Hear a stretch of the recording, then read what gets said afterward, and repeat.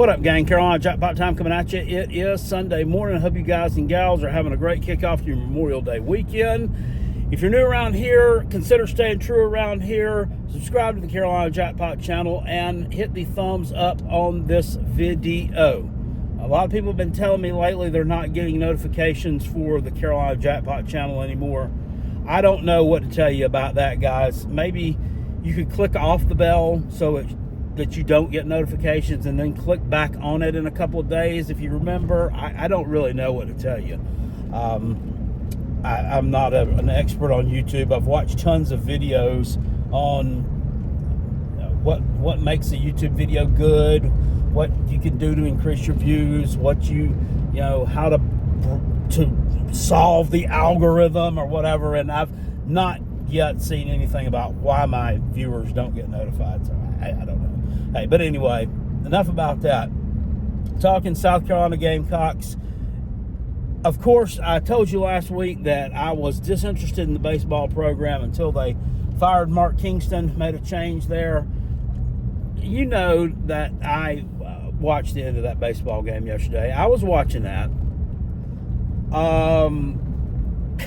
Look, that to me is yesterday's loss. So you allowed LSU to come back from being now, what are they down, 6-0, 8-0? It doesn't matter. They won 11-10 in extra innings, and everybody that's a Gamecock fan watching knew they were going to win.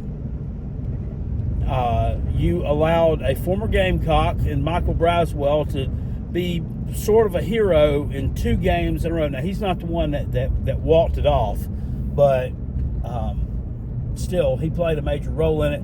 He had 2 home runs in the SEC tournament and had one all year previously. And that tells you, the guy just wasn't that good. I mean, but he's good against Gamecocks, right?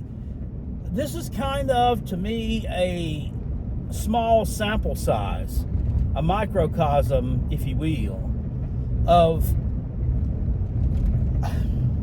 just lots of failures in terms of the men's side of the athletic department, just in general,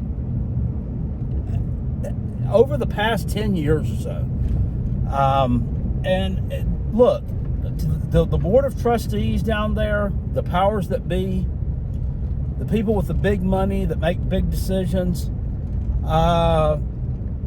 look, it's time for you people to get off your lazy fat asses, and you need to decide whether or not you're serious about competing in terms of men's athletics down there at an SEC level. It is really embarrassing. Now, I know you're going to say, well, Jackpot, they play good. I mean, they play a tough schedule. I mean, and it's the same thing in football. Well, Jackpot, if we only win 5 games, it's successful because look at the schedule. I don't want to hear it. I don't want to hear it. I was tired of hearing that excuse several years ago, and I'm still tone deaf on it. It's an SEC schedule. This is what you wanted when you joined the conference back in 1991. You knew you were going to play tough competition week in and week out in order to better your athletic program, in order to give it more of a national name, more national recognition, to play in a big-time conference against big-time players. And so, naturally, there are going to be good teams there. Well, you've just got to be better. And you hadn't been. And when I say the powers that be, when I say the board of trustees, it's time to make a change from this Ray Tanner experiment. It is time to move on. In the opinion of Carolina Jackpot, and also in the opinion of a lot of other fans out there, I will say the things here on YouTube that a lot of you don't want to say. You don't really voice it. Maybe you know it, but you really don't verbalize it. But he sucks. Absolutely sucks as an athletic director. He's been there for over 10 years, and his list of accomplishments it's shorter than my button on a fur coat. Putting it mildly. I mean, he hired one good coach, in my opinion, in Lamont Paris, and that's a case of a blind squirrel grabbing a nut. And even the Lamont Paris thing, I mean, it remains to be seen. It remains to be seen. Was that yeah, he's had a good record at some smaller schools that he's been at. He was a longtime assistant at he was under some really good coaches. I mean, I think the guy's a winner, but we'll see. We shall see. I mean, he folded up like a cheap tent when it came tournament time as well. But, you know, at 4 or 5, 2 crappy coaching hires for football, 1 good basketball hire, that doesn't smooth it over, pal. I'm sorry. 1 good basketball hire does not smooth it over. I hear lots of idiots out there saying, well, he hired Don Staley. I mean, he didn't hire Don Staley. So he didn't hire Frank Martin either. And he was mediocre. So I kind of look back to a point, and, you know, just there's a Georgia sticker on this vehicle in front of me. And I'm kind of trying to think back to a point of when it all kind of came crashing down, and you realize that the party was kind of over. And for me, it was in 2014. South Carolina played Texas A&M in the first game on the SEC network. And South Carolina, I think, was favored by 11 or 12 points going into that game, and I was like, man, we've lost a lot of players on defense. This is South Carolina playing a new opponent that they know nothing about, because Texas A&M had joined the league in 2012. 2013 was when they went with a new format, and they switched up your yearly opponent from the other division that you played every year. Changed it from Arkansas to Texas A&M, and I knew that that game was going to be closer than that, and I was scared of it. And they got their ass kicked. Well, fast forward a few weeks, you know, they bounced back. They won a game against East Carolina, which was closer than it should have been, and then they played Georgia at Williams-Brice, and I don't know what Georgia was ranked. I can't remember at the time. South Carolina was still ranked, but they were, you know, like fringe top 20. And there was a thunderstorm before the game. It was supposed to kick off at 3:30. I think it ended up kicking off to like 5. And I was like, we're going to get our ass kicked today. If you'll remember, a few weeks earlier, Todd Gurley had ran all over Clemson. I mean, they were looking to be really, really good. And the Gamecocks beat them in Williams-Brice. And there have been moments since then, but to me, that was the last really big victory in about that 5-year stretch of football that we had. And that was the last one, really. Because after that, you started seeing mediocre shit happen. Like, you started losing to Kentucky on the road, which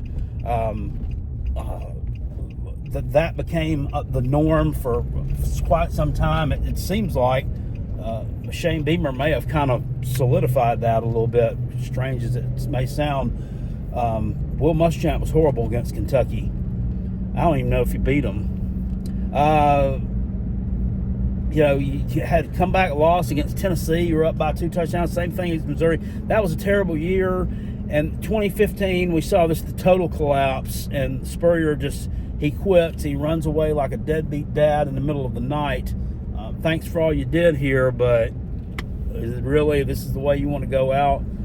Nobody talks about that either. People are always putting him up on. It's really popular to talk about him. You know, talking about him on social media and Twitter and this bullshit nowadays, and what he has to say about Billy Napier at Florida. And you know what, dude? I don't give a shit what you have to say about Billy Napier.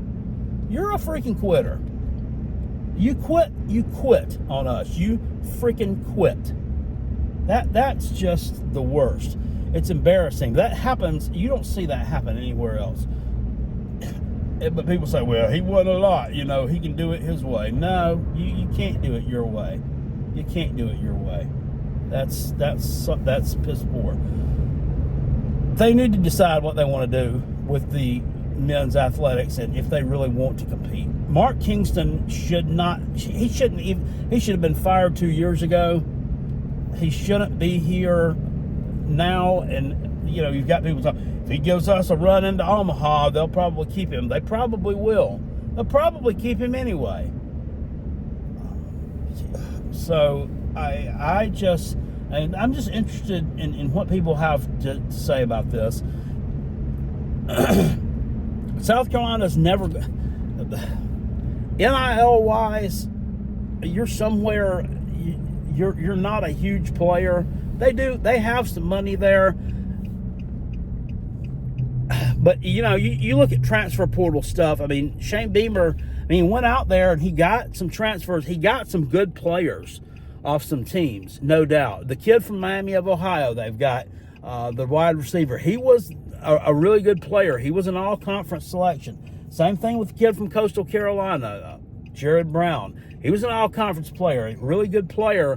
But these are really good players from small schools or smaller or group of 5 schools.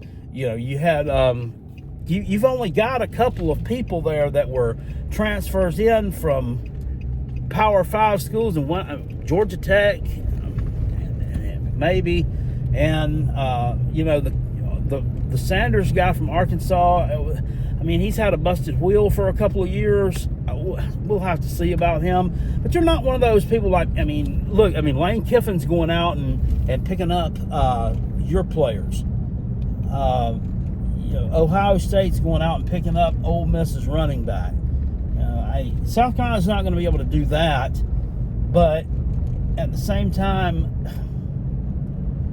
seems like we should be, able to scoop up some people just of a little bit higher level, transfer portal wise, if you're going to use the portal.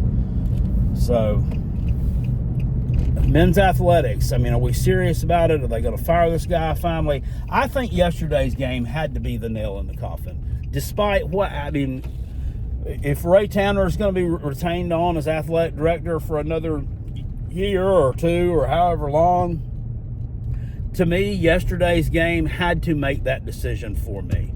It had to make the decision of, all right, this is enough bullshit. I'm cutting this guy loose. I don't care what plays out over the next couple of weeks. This is unacceptable. Unacceptable. No guts, lack of fundamentals, poor pitching. That's all coaching. It's all poor coaching, and I'm sad to say that this has been another failed experiment. Let me guys know what you think about that in the comments section down below. I will see you guys later on. Appreciate you. Peace. I'm out of here. Still go Gamecocks. Catch you on the next.